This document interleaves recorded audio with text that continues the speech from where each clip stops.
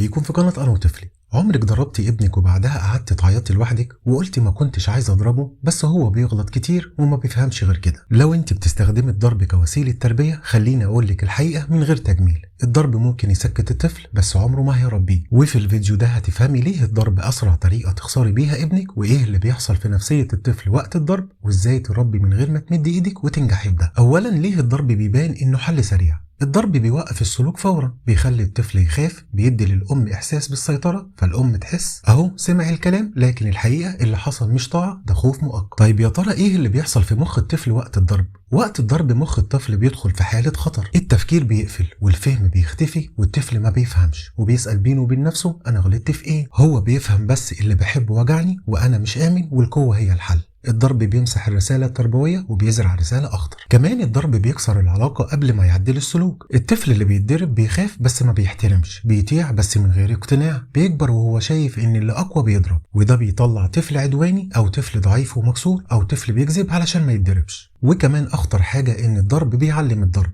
طفل بيتضرب بيساوي طفل بيتعلم إن الضرب وسيلة حل، والغلط بيتصلح بالقوة، والغضب بيطلع على اللي أضعف، وبعدين نتفاجئ ليه ابن بيضرب لأنه اتربى على كده. طيب ليه الضرب بيفشل على المدى البعيد؟ أيوة، الطفل اللي بيسمع دلوقتي لكن مع الوقت بيتعود أو بيتحدى أو بيكبر وما بيخافش، واللي اتربى بالخوف عمره ما هيتربى صح. طيب ايه هو بقى البديل التربوي الصح؟ لازم تفصلي بين الغضب والتصرف. انت ممكن تغضبي لكن ما تمديش ايدك، الغضب احساس والضرب تصرف غلط. كمان ممكن تستخدمي عواقب، بلاش ضرب، ممكن حرمان مؤقت، تصليح الغلط، فقدان امتياز، كل ده ممكن تستخدميه بدل الضرب. تالت حاجة قربي ما تبعديش، وقت الغلط انزلي لمستواه وبصي في عينيه وكلميه بهدوء، القرب بيعلم، الضرب بيبعد. رابع حاجة ثبتي الحدود من غير عنف، الحزم ما بيساويش ضرب، الحزم بيساوي ثبات زائد هدوء زائد تكرار. والخلاصة اللي لازم تفهموها ان الضرب بيوقف السلوك بس مش بيعدله، وان التربية مش في قوة الايد، التربية في قوة العقل والقلب. ولو عايزة ابنك يحترمك ويسمعك ويثق فيكي ما تكونش ايدك وسيلة التربية. ولو عمرك ضربتي ابنك وندمتي اكتبي في الكومنتات انا هحاول اتغير.